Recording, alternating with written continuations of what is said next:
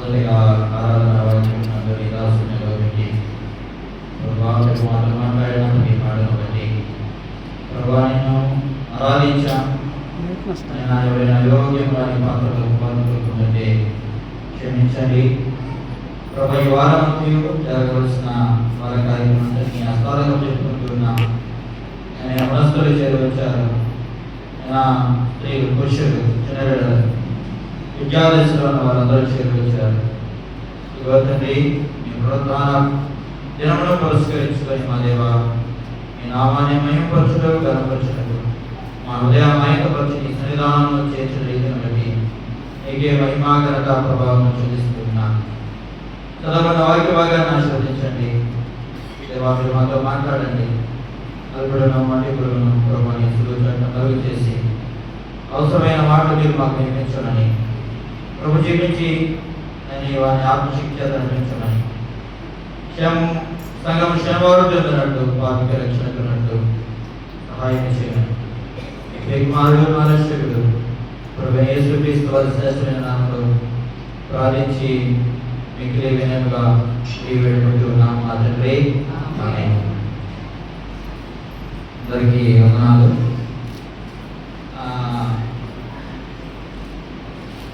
చదువుకున్న వాక్య భాగంలో మనం ఒకసారి జ్ఞాపకం చేసుకుంటే ఆయన ఇక్కడ లేడు, ఆయన లేచి ఉన్నాడు. 24వ అధ్యాయం 6వ వచనంలో సజీవుడైన వారిని మీరు ఎందుకు మృతుల్లో వెతుకుతున్నారు ఆయన మాట రాయబడింది. ఈస్టర్ పండుగ రోజు ఈ పునరుద్ధాన పండుగ గురించి మనం చెప్పుకోవాలంటే మన బ్రదర్ అసెంబ్లీస్ లో ప్రతి ఆదివారం దేవుని యొక్క శిలువ, దేవుని యొక్క మరణము, దేవుని యొక్క పునరుద్ధానం ఖచ్చితంగా ఉంటుంది. దానికంటూ ఒక సమయాన్ని కేటాయించాం. కాబట్టి సపరేట్గా మనం సపరేట్గా గుడ్ ఫ్రైడే రోజు మాత్రమే కాదు, ఈస్టర్ పండుగ రోజు మాత్రమే కాదు, మనము సంవత్సరం అంతా ప్రభు యొక్క శిలువ ధ్యానాన్ని జ్ఞాపకం చేసుకుంటాం. ప్రత్యేకంగా చేసేది లేదు. మన సంఘంలో ప్రత్యేకత అదే. బయట సంఘాలలో కొన్ని డినామినేషన్స్లో ఈ యొక్క క్రీస్తుని గురించిన శిలువ ధ్యానం ఉండదు. దేవుని ఆరాధిస్తున్నామని చెప్పుకుంటారు, కానీ దానిలో నిజమైన ఆరాధన, ఆత్మతో చేసే ఆరాధన కనబడదు. ఆ ఆరాధనలో ఉన్న పరిపూర్ణత మనం కలిగి ఉన్న ఈ సహవాసంలో మనం కలిగి ఉన్నాం. కాబట్టి ప్రత్యేకంగా ఈ పునరుద్ధానం గురించి చెప్పుకోవాల్సిన అవసరం లేదు. కానీ ఈ యొక్క సమయంలో దేవుడు మనకిచ్చిన అవకాశాన్ని బట్టి, దేవుడు మనకిచ్చిన ఈ అమూల్యమైన సమయంలో కొద్ది సమయం మరొకసారి దేవుని యొక్క పునరుద్ధానాన్ని గురించి, దేవుని యొక్క మరణం గురించి, దేవుని యొక్క త్యాగం గురించి, ఆయన పునరుద్ధానం వెనుక ఉన్న రహస్యం గురించి ఒకసారి మన జీవితాల్లో మనం ధ్యానించుకున్నాం. ఇక్కడ చూసా ప్రభు ఆ యొక్క శుక్రవారమున చనిపోయాడు, సమాధి చేయబడ్డాడు. ప్రభు చెప్పినట్లుగానే 3 దినముల్లో దేవాలయం పడగొట్టి తిరిగి దాన్ని లేపనాన్ని చెప్పిన విధముగానే, ప్రభు చెప్పిన విధముగానే లేఖనముల ప్రకారము మరణించి సమాధి చేయబడి 3వ దినమున మృత్యుంజయుడై తిరిగి లేచాడు. ఇది అందరికీ తెలిసిన విషయమే. అందుకే మనం దేవుని సన్నిధానంలో చేరవచ్చి ఉన్నాం. మన ప్రభువులో ఉన్న ప్రత్యేకత, మన దేవుల్లో ఉన్న ప్రత్యేకత ఏమిటంటే మన పాపముల కొరకు చనిపోవడం మాత్రమే కాదు, అది కొంతవరకు, ఎంతవరకు మరణం ఎంతవరకు అంటే పాపం నుంచి మనం విడిపించింది, పాపం నుంచి బయటత్వం కలిగించింది. అయితే మరణించిన తరువాత ప్రభు మరణాన్ని జయించి తిరిగి లేచాడు. చూడండి, మరణంను జయించి ఆయన పునరుద్ధానుడయ్యాడు. చూడండి, అది మనకి ఏం కలిగించిందంటే నిరీక్షణ కలిగించింది. ఏం కలిగించింది? దేవుని యొక్క ప్రభు యొక్క మరణంలో మనకు పాప క్షమాపణ కలిగితే ఆయన మరణాన్ని జయించి తిరిగి లేచడం ద్వారా మనకు ఒక దేవుడు ఒక హోప్నిచ్చాడు, నిరీక్షణ ఇచ్చాడు. ఆ నిరీక్షణ ఏంటంటే మనం జ్ఞాపకం చేసుకుంటూ ఉన్నాం. ఆ నిరీక్షణ గురించి మళ్ళీ చెప్తాను. ఇంకొకటి, రెండవది, మొదటి నిరీక్షణ దయచేశాడు. రెండవది ఏంటంటే దేవుడు మనకు జీవాన్ని దయచేశాడు. ఏం చేశాడు? జీవాన్ని దయచేశాడు. ఆ వచన భాగాన్ని కూడా నేను వచనాల్లో చూపిస్తాను. 6వ అధ్యాయం 24వ వచనం అనుకుంటా, 6వ అధ్యాయం 4వ వచనం అనుకుంటాను. రోమీయులకు రాసిన పత్రిక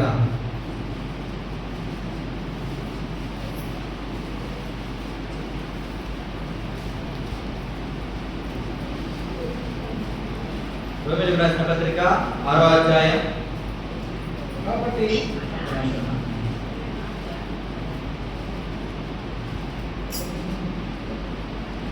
6వ అధ్యాయం 4వ వచనం చదువుతున్నాను చూడండి. కాబట్టి తండ్రి మహిమ వలన క్రీస్తు మృతుల్లో నుండి ఎలాగో లేపబడినో అలాగే మనమును నూతన జీవము పొందిన వారమైనట్లు మనము బాప్తిస్మము వలన మరణంలో పాలుపొందుటకై ఆయనతో కూడా పాతిపెట్టబడితిమి. మరియు ఆయన మరణం యొక్క సాదృశ్యమందు ఆయన ఐక్యము గలవారమైన ఆయన పునరుద్ధానం యొక్క సాదృశ్యమునందును ఆయనతో ఐక్యము గలవారమైందు.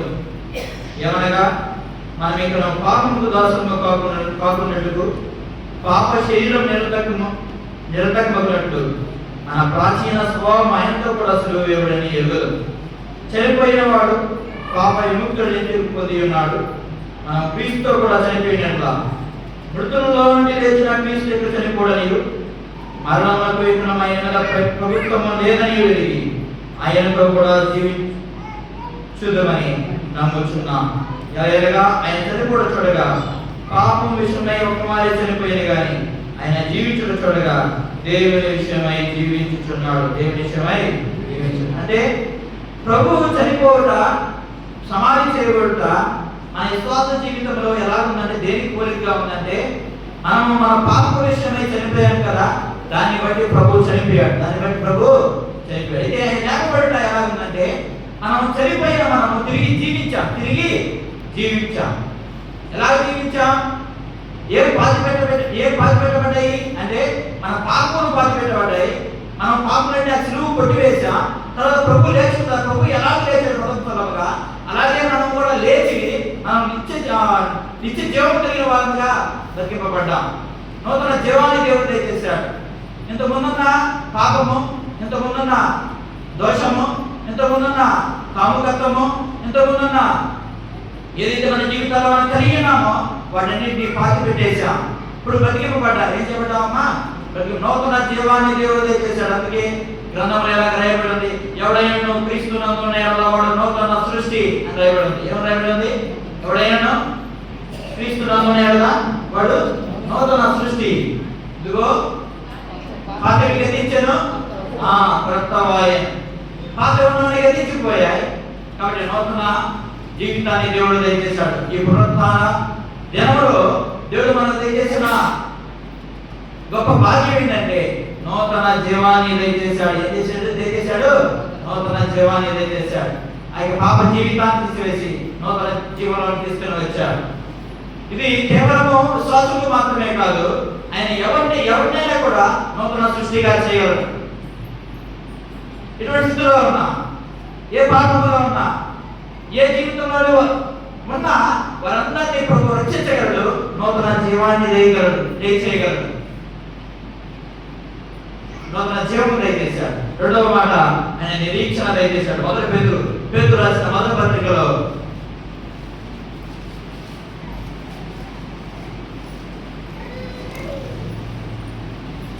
1వ అధ్యాయం 3వ వచనం.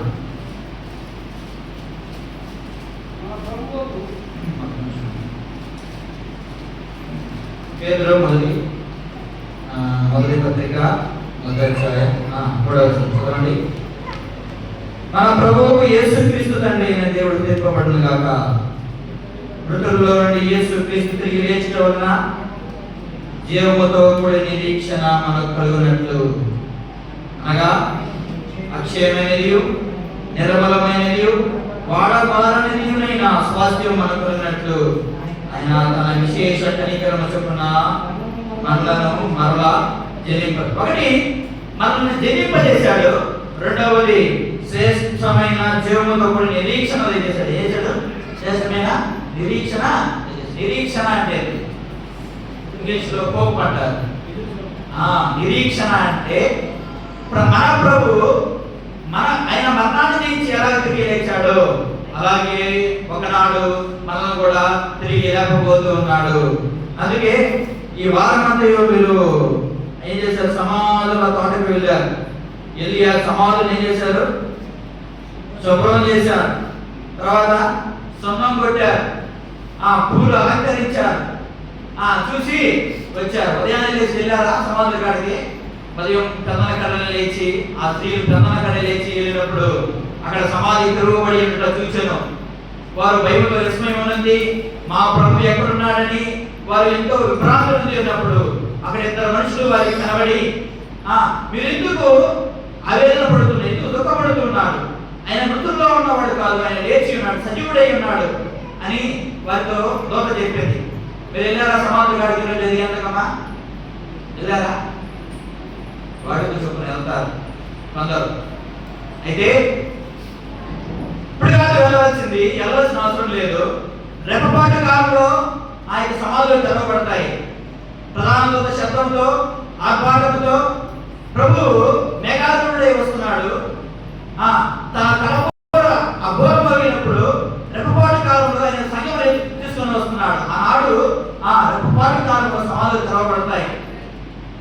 దేవుని యందు రక్షించబడిన వారు మొదట లేతులు మాట రాయబడింది. ఎక్కడ ఉంది? తెస్సలోనికీయులకు రాసిన పత్రిక 4వ అధ్యాయం.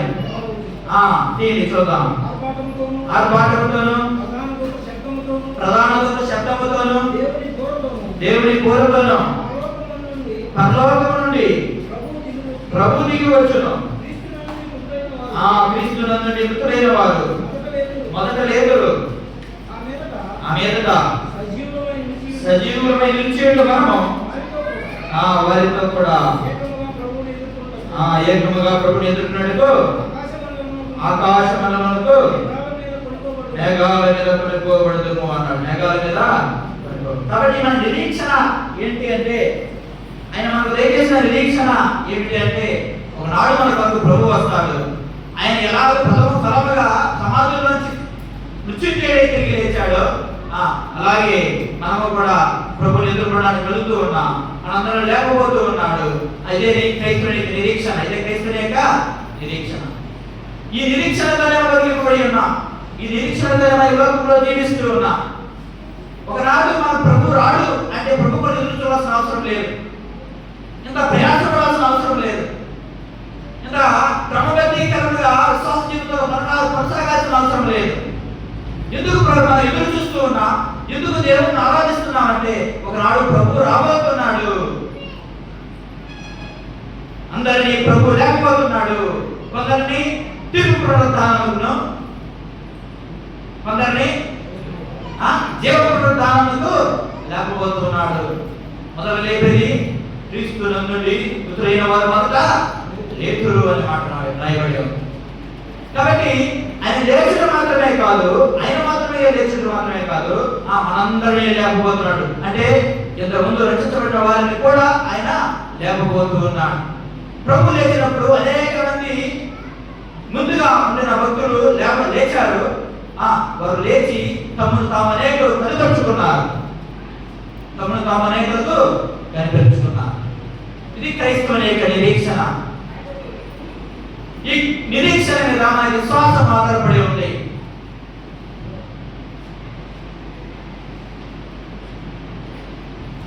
అలాగైతే ఒక వచనాన్ని చూద్దాం. మొదటి కొరింథీయులకు రాసిన పత్రిక 6వ అధ్యాయం 14వ వచనం. మొదటి కొరింథీయులకు రాసిన పత్రిక 6వ అధ్యాయం 14వ వచనం. దేవుడు ప్రభువును లేపెను, మనల్ని కూడా తన శక్తి వలన లేపును. మనల్ని కూడా తన శక్తి వలన లేపును. దేవుడు ప్రభువును లేపాడు, మనలో కూడా తన శక్తి వలన ఏం చేస్తాడైనా లేపుతాడమ్మా. మనం మనకి సందేహించాల్సిన అవసరం లేదు. అయ్యో ఇప్పుడు ఎక్కడ ఉంటామో, ఎక్కడ సమాధిలో ఉండిపోతామో, ఎవరు చూశారు, ఎవరికి తెలుసు అనడానికి వీలు లేదు. దేవుడు మనం లేకపోతున్నాడు. ఏం చేస్తాడమ్మా? లేకపోతున్నాడు. అందుకే ప్రభు అన్నాడు, మార్తతో అన్నాడు ఈ మాట. ఏమన్నాడు? లాజరు చనిపోయాడు. లాజరు చనిపోయి అప్పటికే 3 రోజులైంది. ఆ మార్త మరియా, అయ్యా ప్రభా, నువ్వు మా దగ్గర ఉండి మా సహోదరుడు బ్రతికి ఉండేవాడు అని ఆయన మార్త ప్రభువును అడిగినప్పుడు ఒక మాట అన్నాడు. ప్రభు ఏమన్నాడు చెప్పండి? యోహాను సువార్తలో వెరీ గుడ్. పునరుత్థానము నేనే, జీవమును నేనే. ఆయన విశ్వాసం ఉంచేవాడు చనిపోయాను బ్రతుకును అని మాట. చనిపోయాను బ్రతుకును. పునరుత్థానము నేనే, జీవమును నేనే. ఆయన విశ్వాసం ఉంచిన వాడు చనిపోయాను. కాబట్టి ఆయన ఎందరైతే విశ్వాసం ఉంచుతారో వాళ్ళందరినీ బ్రతికించలేదు, వారందరినీ లేపడకు ఆయన అధికారం పొంది ఉన్నాడు. ఆయన అధికారము పొంది ఉన్నాడు. కాబట్టి క్రీస్తు యొక్క కృపా సింహాసనం ఎదుట దేవుని యొక్క పరలోక రాజ్యంలో దేవునితో పాటు ఉండటకు ఆయన నిన్ను నన్ను లేకపోతూ ఉన్నాడు. ఎందువరకు ఈ నిరీక్షణ అంటే దేవునితో పాటు ఉండటకు, దేవునితో పాటు సహవాసం చేయటకు, ఆ వేరే పరిశుద్ధులతో పాటు 24 పెద్దలతో పాటు 4 జీవుల మధ్య, కోట్లాది విశ్వాసుల మధ్య, పరిశుద్ధుల మధ్య దేవునితో సహవాసం చేయటకు ఆయన నిన్ను నన్ను లేకపోతున్నాడు. జ్ఞాపకం చేసుకోవాలి. ఆయన పునరుత్థానం చాలా అమూల్యమైనది, చాలా శ్రేష్టమైనది. ఎవరు లేవగలరో చెప్పండి? మరణాన్ని జయించి తిరిగి లేచారు. జన్మలో సమాజాలు ఉన్నాయి, గొప్పవారుగా పిలువబడుతున్న వారు ఉన్నారు, అంత చందాలు కలిగిన వారు ఉన్నారు, మల్టీ మిలియన్స్ గా పిలువబడుతున్న వారు ఉన్నారు, శాస్త్రవేత్తలు ఉన్నారు, చాలా మంది ఉన్నారు కదా. మీకు తెలుసో లేదో 2 సంవత్సరాల క్రితం ఒక జలాంతర్గామిని వేసుకుని అమెరికాలోనే పెద్ద బిలియనర్స్ అయిన 4 ధనవంతులు జలాంతర్గామి అంటే సముద్రంలో ప్రయాణించేదాన్ని ఏమంటారు? దాన్ని ఇంగ్లీష్ లో నాకు రావడం. ఆ సబ్మెరైన్స్, ఈ సబ్మెరైన్స్ చేసుకుని 4 ధనవంతులు, మల్టీ బిలియనర్స్ అంటారు వాళ్ళని. అంటే ఓల్డ్ ఏజ్ ఫుడ్ అంటే వారు తినే భోజనం సుకుమారమైన భోజనం. వారు ఏం చేశారంటే లోపల ఎలాగుంది, ఎలాగూ ఆయన టైటానిక్ పడవ మునిగిపోయింది, దాని శిథిరాలు మనం చూడాలి అని ఆశపడి ఆ ప్రయాణం చేయడానికి కూడా 30,000 కోట్లు కూర్చోబెట్టి లోపలికి వెళ్ళారండి. ఆ సబ్మెరైన్ తీసుకొని వెళ్ళారు. లోపలికి వెళ్ళగానే అక్కడున్న ఆ యొక్క పీడనం, ప్రెజర్కి ఆ యొక్క పరికరాలు ఏదైతే ఉన్నాయో, ఆ యొక్క మిషనరీస్ ఏదైతే ఉందో పనిచేయరా. అక్కడే వాళ్ళు జల సమాధి అయ్యారు. ఏ సమాధి అయ్యారు? జల సమాధి అయ్యారు. బాగా డబ్బు కలిగిన వారు, బాగా జ్ఞానం కలిగిన వారు, తమ జ్ఞానంతో లోపలికి వెళ్ళారు, కానీ మరణం నుంచి తప్పించుకోలేకపోయారు. ఎప్పుడెక్కడ వారి సిద్ధాలను కనిపెట్టలేకపోయారు. చూడండి, మరణం చేతిలో ప్రతి ఒక్కరు ఓడిపోవలసిందే. మనకందరికి తెలిసిన ఉపమానమే ఏంటి? ద గ్రేట్ కింగ్ అలెగ్జాండర్, ప్రపంచాలను జయించిన అధినేత, గడగడలాడించాడు. గొప్ప చనిపోయాడు. ఏమా చనిపోయాడు. సమాజం కూడా అలాగే ఉంది. కొన్ని గొప్పవారు ఈ లోకంలో అనేక ఆవిష్కరణలు తీసుకుని వచ్చారు, కొత్త కొత్త విషయాలను మనకు చూపించారు, అనేక థియరీస్ కనిపెట్టారు. ప్రపంచమంతటా ఒక విప్లవాన్ని తీసుకొని వచ్చారు అనేక మంది శాస్త్రవేత్తలు, సైంటిస్టులు.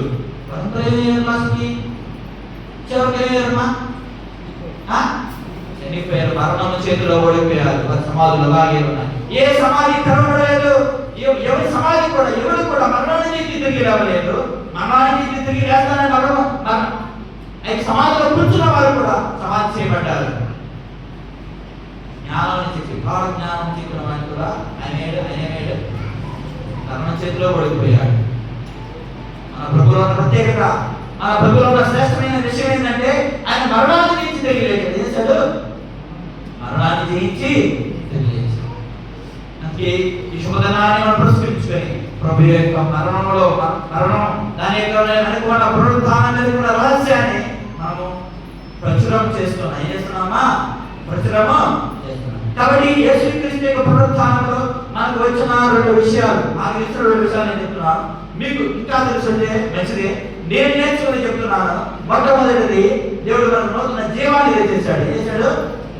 Eternal life. దేవుడు మనకు నూతన జీవాన్ని దయచేశాడు. రెండవది నిరీక్షణ దయచేశాడు. ఏం చేశాడు? నిరీక్షణను.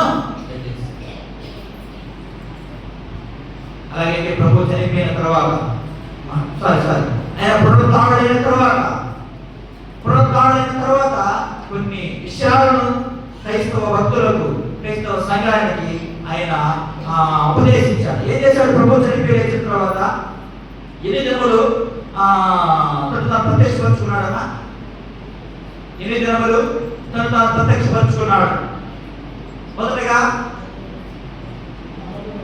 40 దినములు తను తాను ప్రత్యక్షపరుచుకున్నాడు. ఎలా ప్రత్యక్షపరుచుకున్నాడు అంటే ఎవరెవరికి?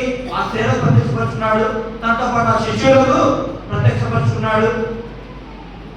తర్వాత పేతురు యొక్క కాన్సెప్ట్ ఇస్ డిఫరెంట్ అన్నమాట. పేతురు కనపరుచుకున్నాడు. ఎమ్మాయి మార్గంలో ఇద్దరు శిష్యులకు కనపరుచుకున్నాడు. అయితే ఏం చెప్పాడు వాళ్ళకి?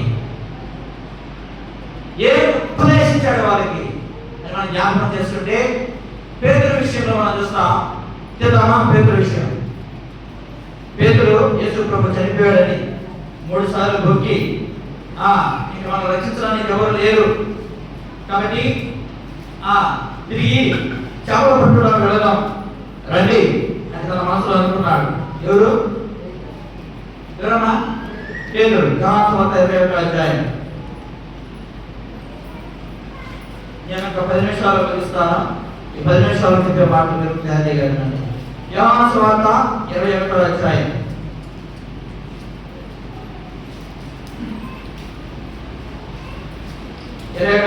మొదటి వచనం చదువుతున్నాను. అటు తర్వాత యేసు తిబెరియా సముద్ర తీరం శిష్యులకు మరలా తను ప్రత్యక్షపరుచుకునేను.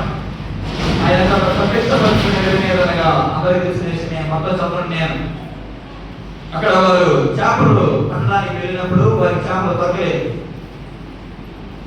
అయినా వారి యొక్క మననేత్రాలు మూసివేశాడు కాబట్టి వారు రాత్రంతా కష్టపడ్డాము. ప్రభువా, అయ్యా ఇంక మేము వల వేయలే అన్నప్పుడు కూర్చొని లోపలికి నడిపించి గురువైపు వల వేయండి అని చెప్పినప్పుడు వారికి విస్తారంగా చేపలు పడ్డాయి.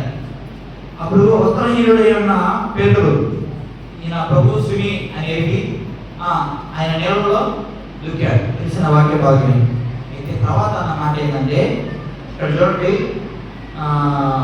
15వ వచనం చూడకుండా 15వ వచనం 22వ అధ్యాయం 15వ వచనం. వారు భోజనం చేసిన తర్వాత యేసు సీమోను పేతురును చూసి, యోహాను కుమారుడైన సీమోను, వీరికంటే నీవు నన్ను ఎక్కువగా ప్రేమించున్నావా అన్నాడు. అవును ప్రభువా, నేను నిన్ను ప్రేమించున్నానని నీవే ఎరుగుదు అని ఆయనతో చెప్పాను. యేసు ఆ గొర్రె పిల్లలను మేపుకుని అతనితో చెప్పాను. అలా ఆయన యోహాను కుమారుడైన సీమోను, నన్ను ప్రేమించున్నావా అని 2వసారి అడగగా అన్నాడు, అవును ప్రభువా, నేను ప్రేమించున్నానని నీవే ఎరుగుదు అని ఆయనతో చెప్పాను. ఆయన నా గొర్రెలను కాయులని చెప్పాను. 3వసారి ఆయన యోహాను కుమారుడైన సీమోను, నన్ను ప్రేమించున్నావా అని అతను అడిగాను. నన్ను ప్రేమించున్నావని 3వసారి అడిగినందుకు పేతురు వ్యసనపడి, ప్రభువా, నీవు సమస్తం ఎరిగిన వాడు, నిన్ను ప్రేమించున్నానని నీవే ఎరుగుదు అని అతను ఆయనతో చెప్పాను. యేసు నా గొర్రెలను మేపుము అని ఏమడన్నా? నా గొర్రెలను. కాబట్టి ఆయన వారికి ఇచ్చిన ఆజ్ఞ ఏంటంటే, నా గొర్రెలను కాయండి, నా గొర్రెలను. ఎవరైనా నన్ను ప్రేమిస్తున్నాను చెప్పుకుంటే సరిపోదు. వారు నన్ను గొర్రెలను కాయాలి, నా గొర్రెలు మేపాలి, నా సంఘాన్ని ఏం చేయాలి? పోషించాలి అని చెప్పాడు. నా బిడ్డలను నడిపించాలని చెప్పాడు. ఏం చెప్పాడు? నా సంఘములో నా సాక్షులుగా వెళ్ళి నిలబడాలి. అక్కడ పేతురు చేపపట్టడానికి వెళ్ళాడు, అలా తీసుకుని వచ్చాడు, తిరిగి జీవాన్ని చేశాడు. ప్రేమిస్తున్నావా పేతురు? అలాగే నా గొర్రెల కాయ. కావున అపోస్తల కార్యముల పరిచర్యలో పేతురు యొక్క పరిచర్య ఒక హీరోగా ఉంటుంది. దేవుడు అతను ఒక సాధనంగా దేవుడు వాడుకుంటాడు. ఎవరు చేయని అద్భుత కార్యాలు పేదలు అక్కడ చేస్తాడు. నన్ను ప్రేమిస్తున్నావా? నా గొర్రెలు కాయ, నా గొర్రెలు మేపు అని చెప్పాడు. కాబట్టి మనం దేవుని ప్రేమిస్తున్నామా అని ఒకసారి కృషి వేసుకుంటే మనం ఏం చేయాలి? దేవుని సంఘంలో గొర్రెలను కాయాలి. ఏం చేయాలి? గొర్రెలను కాయాలి. దేవుని సంఘంలో మాత్రమే కాదు, ఆయన అన్నాడు, నేను మరణానికి తిరిగి లేచాను, పునరుద్ధానం అయిపోయాను, ఈ అంతటి మీదనే అధికారం పొంది ఉన్నాను, కాబట్టి మీరు సర్వలోకానికి వెళ్ళండి అని చెప్పాడు. సర్వలోకానికి సువార్తను ప్రకటించండి అని చెప్పాడు. అంత మాత్రమే కాదు, ఆయన చనిపోయి తిరిగి లేచిన తర్వాత ఇచ్చిన వాగ్దానం ఏంటంటే మనకు దేవుడు పరిశుద్ధాత్మను అనుగ్రహించాడు. చేసినంతమా పరిశుద్ధ అపోస్తల కార్యముల గ్రంథంలో 1వ అధ్యాయంలో చూస్తాం. చూడండి 5వ వచనం చూడండి. యోహాను నీళ్లతో బాప్తిస్మం ఇచ్చాడు, కానీ కొద్ది దినముల్లోగా మీరు పరిశుద్ధాత్మలో బాప్తిస్మం పొందుదురని. ఏంటమ్మా? యేసుక్రీస్తు ప్రభు మరణానికి తిరిగి లేచిన తర్వాత ఆదరణకర్త అయిన దేవుడిని మీతో పంపిస్తానని చెప్పాడు.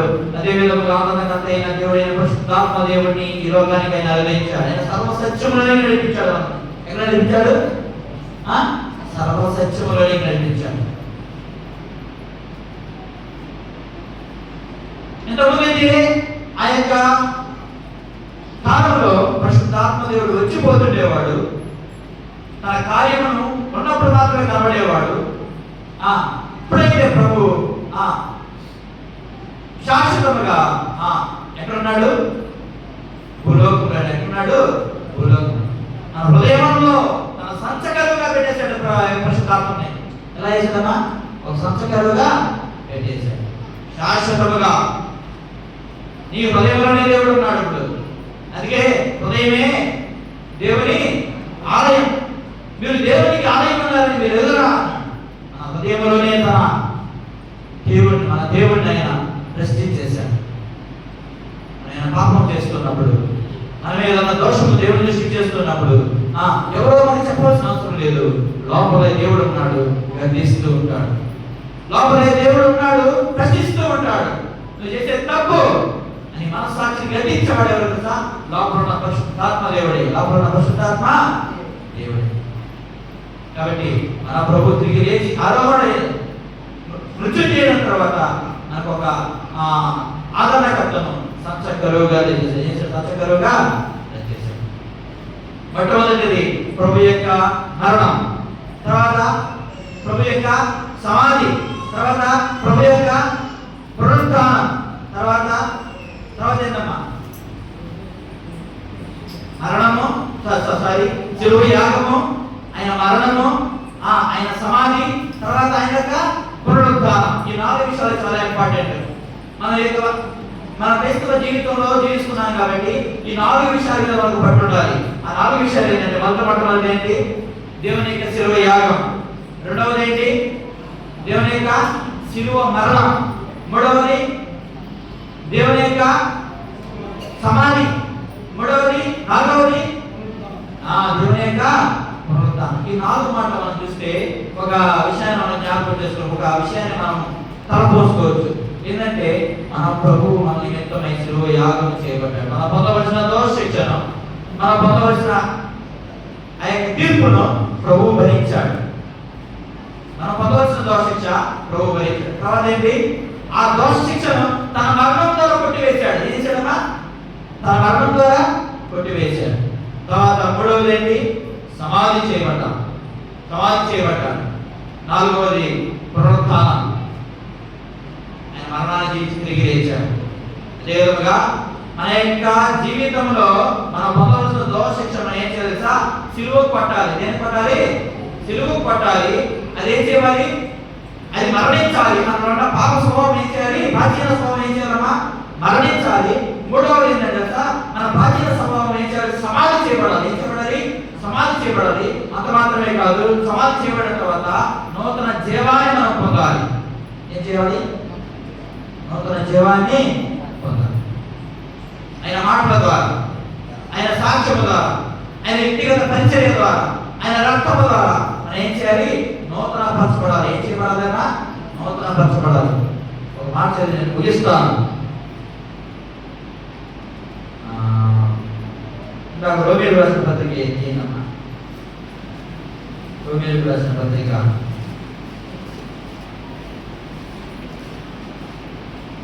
6వ అధ్యాయం 4వ వచనం, 6వ అధ్యాయం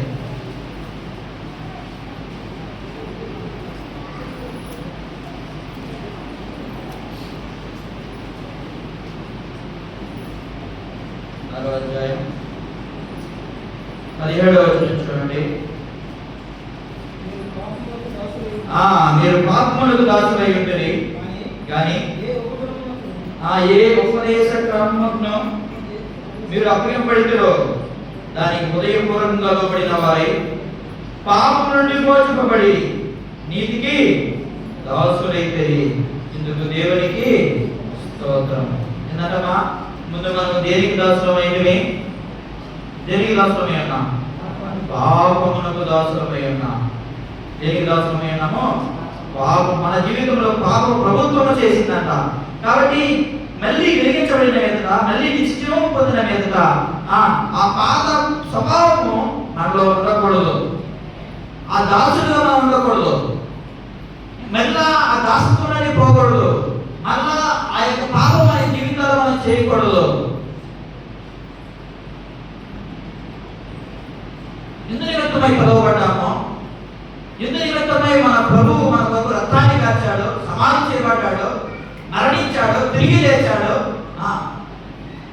అది మన జీవితాల్లో మనం గుర్తుపెట్టుకోవాలి.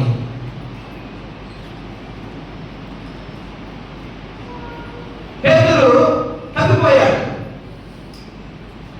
తిరిగి వెళ్ళి చావబడ్డానికి వెళ్ళాడు. మరలా ఏం చేశాడు? తిరిగి ఏం చేశాడమ్మా? తిరిగి తీసుకుని వచ్చాడు. అదేవిధంగా మన జీవితాల్లో కూడా మనం అనేక విషయాలు మనం తప్పిపోతాం. అనేక విషయాలు దేవుని దూరంగా జీవిస్తాం. సారి తప్పు చూసుకుంటే మన జీవితాల్లో అనేక విషయాలు దేవునికి విరోధంగా చేసేవి ఉంటాయి. మన నోటి ద్వారా కావచ్చు, మన కంటి ద్వారా కావచ్చు, మన ప్రవర్తన ద్వారా కావచ్చు. మనం బయట వ్యక్తి కలవారుగా ఉంటాం, శ్వాసగా కలబడతాం, పాటలు పాడతాం, వాక్యాలు చెప్తాం, వందనాలు చెప్తాం. ఎందుకంటే క్రైస్తవ కుటుంబాల్లో మనం జీవిస్తున్నాం కాబట్టి ఆ క్రైస్తవ భాష నాకు అర్థమైపోతుంది, అలవాటైపోయింది. కానీ వ్యక్తి కలబడతాం, చిచ్చికి రాని ముసుగు, చేతిలో బైబిల్, చిచ్చికి నుంచి బయటికి పోగానే ఈ లోకంలోనే జీవితం ఎలాగుంది? చిచ్చిలో నా భక్తి మంచిదే, చిచ్చిలో కనిపిస్తున్న అలంకారం మంచిదే. అది దేవుని దృష్టికి ఎనలేనిదిగా ఉంది. ఇది దేవుని దృష్టికి మాత్రమే కాదు, ఇది మానవ దృష్టికి కూడా ఎనలేనిదిగా ఉంది. పైకి మనుషులు ఏమనుకుంటారు మన జీవితాన్ని చూసి అంటే, మంచి భక్తి కలిగిన వాడు, భక్తి కలిగిన స్త్రీ అని అనుకుంటారు. కాబట్టి భక్తి కలిగి ఉన్నాం, మంచిదే. కానీ మనం దేవుని దృష్టిలో ఎలా ఉన్నాం? దేవుని ఎదుట మనం ఎలా ఉన్నాం? దేవుడు మోసపోడు కదా, దేవుడు వెంకటపడు కదా. నీ భక్తిని ఆయన నీవు నీ యొక్క దైరూపాన్ని చూసి లక్ష్య పెట్టేవాడు కాదు కదా. ఆయన హృదయం లక్ష్య పెట్టేవాడు, నీ జీవితం లక్ష్య పెట్టేవాడు, నీకున్న అంతరంగంలో స్వభావాన్ని బట్టి నిన్ను లక్ష్య పెట్టేవాడు ప్రభువు. కాబట్టి మునుపు పాపములకు దాసులైతే, తర్వాత పాపం నుంచి తప్పించబడిన తర్వాత కూడా ఆ పాపములకు ఏమైనా దాసులు అయిపోతే ప్రభు వచ్చినప్పుడు మనం లేకపోతామా, విడువబడతామా? లేకుండా లిస్టులో మనం ఉంటామా? ఈనాడే ప్రభు వస్తే, ఈరోజే తన కడపరం భవిస్తే ఆ యొక్క పెళ్లి కుమారుని ఎదుర్కొన్నట్టు ఈ వధువు సంఘంలో ఎంతమంది లేకపోడతారు, ఎంతమంది విలువబడతారు? కన్యకలు, బుద్ధి గల కన్యకలు, బుద్ధి లేని కన్యకలు. అందరూ బుద్ధి గల కన్యకలు కనబడుతున్నవారే, తమ దివ్యమ పట్టుకున్నవారే. కానీ పెళ్లి కుమారుడు వచ్చినప్పుడు వారు సిద్ధంగా లేరు, సిద్ధంగా లేరు. ఈ మధ్య నేను చూస్తూ ఉన్నప్పుడు మన సంఘాల్లో, ఏ సంఘమైనా ఎడలో కావచ్చు, ఎల్లాపల్లి కావచ్చు, పాలపల్లి కావచ్చు, వాడేపురం కావచ్చు. దేవుని మందిరానికి వస్తారు, దేవుని ఆరాధిస్తారు, పాటలు పాడతారు, వాయిద్యాలు వాయిస్తారు, కళ్ళు మూసుకుంటారు, ప్రార్థన చేస్తారు, అంతా బాగుంది. కానీ పాత్ర మధ్యకు వస్తున్నప్పుడు కొందరు ఆటంకపరచబడుతూ ఉన్నారు. ఎందుకు ఆ యొక్క రొట్టెను రసాన్ని వెలిపిస్తున్నాడు లేదు, ఎందుకు ఆ రొట్టెని పక్కన పెడుతున్నారు? 2 కారణాలు ఉండాలి. ఒకటి, ఆ రొట్టెకి మీరు భయపడి ఉండాలి, లేకపోతే దేవుని శరీరానికి భయపడి ఉండాలి. అది మంచిదే, భయపడటం మంచిదే. రెండవది, ఆ పాపాన్ని విడిచిపెట్టకుండా అయినా ఉండాలి. ఒకటి, దేవుని భయమన ఉండాలి. రెండవది, ఆ పాపం ఇంకా చేయాలని ఆశన ఉండాలి. దేవుని కారణం వాడకపరచబడుతూ ఉన్నావు. దేవుడు నిన్ను దాసుడు కాకుండా దేవుడు నిన్ను ఒక ప్రత్యేకమైన వ్యక్తిగా పెడితే ఇంకా దాసత్వాన్ని జీవించడానికి వీలు లేదు. ఎందుకు? ఈ 2 విషయాలు మనం ఆలోచించాలి. దేవుని పాత్రని వెతికి వస్తున్నప్పుడు దాన్ని విడిచిపెట్టి దాన్ని ఒప్పుకొని దేవుని పాత్రలో పరుగులు పొందాలి. కానీ ఏ పాపాన్ని కొనసాగించడానికి నిష్కర్ష చేసుకుంటే ఆ దేవుని తీర్పులోనే పడ్డాం. మునుపు మీరు పాపముకు దాసులయ్యుండ్రి, ఇప్పుడు కాదు. ఆయన పాపం నుంచి విడిపించాడు, పాపం నుంచి మరణానికి, ఆయన పాపం మీద విజయాన్ని పొందాడు. పాపం మాత్రమే కాదు, నీ పునరుజ్జీవాన్ని అందించాలని పునరుద్ధారుడై తిరిగి లేచాడు. అందరూ చూస్తున్నాడు, ఆరోహణమై వెళ్ళిపోయాడు. అపోస్తుల కార్యముల గ్రంథం 1వ అధ్యాయం,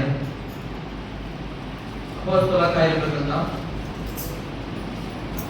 1వ అధ్యాయం తీసారా?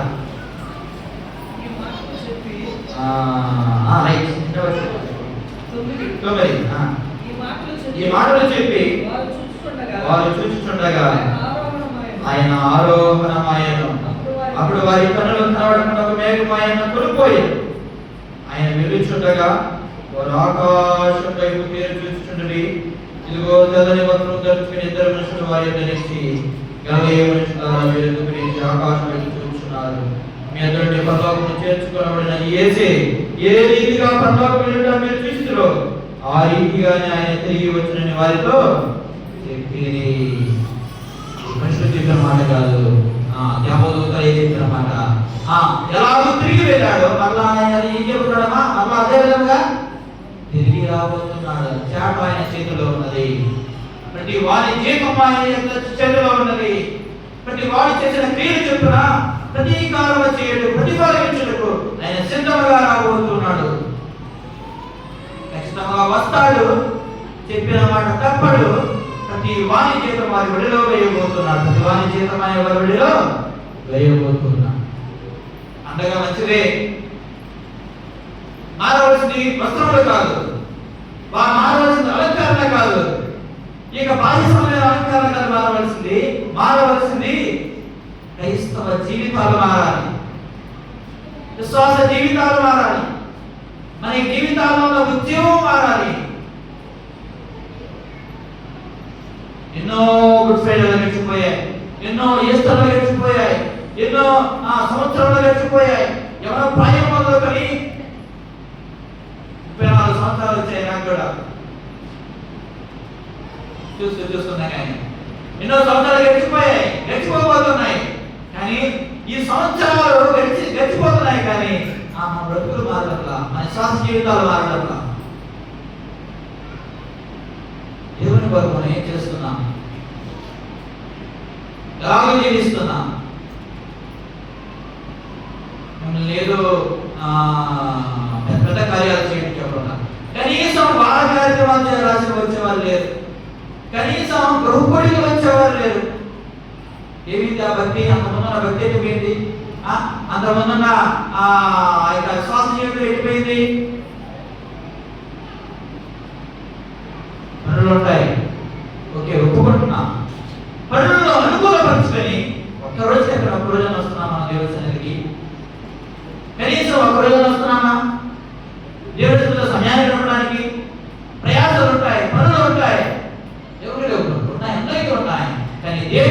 నీ ప్రయాస ఏంటి? దేవుడు నీకు ఇచ్చిన బాధ్యతను ఎంతవరకు నెరవేరుస్తూ ఉన్నావు? దేవుని సంఘంలో ఉన్న పాత్ర ఏమిటి? మనం తృప్తి చేయాలి. అందరూ అన్నిటికీ రాదు. అందరూ అన్నిటికీ రావడానికి వాళ్ళ సమయం వీలు ఉండదు. కానీ నీకు ఇచ్చిన సమయంలో నీ యొక్క బాధ్యత ప్రకారం నువ్వు ఎలా నడుచుకుంటున్నావా దాన్ని మనం క్వశ్చన్ చేసుకోవాలి.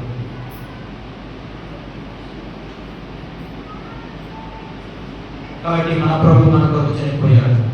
మన ప్రభు మన కొరకు సమాధి చేయబడ్డాడు. మన ప్రభు మన కొరకు సమాధి చేసి తిరిగి లేచాడు. అదే విధంగా ఆయన తిరిగి వెళ్ళిపోయాడు. అలా తిరిగి రాబోతున్నాడు. అలా వచ్చినప్పుడు ప్రభు యొక్క నిల్చుంటాం. ప్రభు యొక్క వచ్చినప్పుడు నిల్చున్నప్పుడు మన ఘనత, అపకీర్తి, అవమానమా ఏదో మనం జ్ఞాపకం చేసుకోవాలి. దాని వరకు మనం ప్రయాసపడాలి.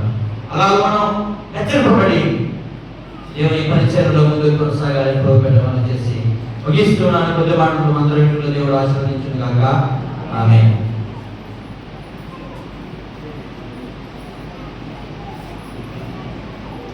ప్రభువు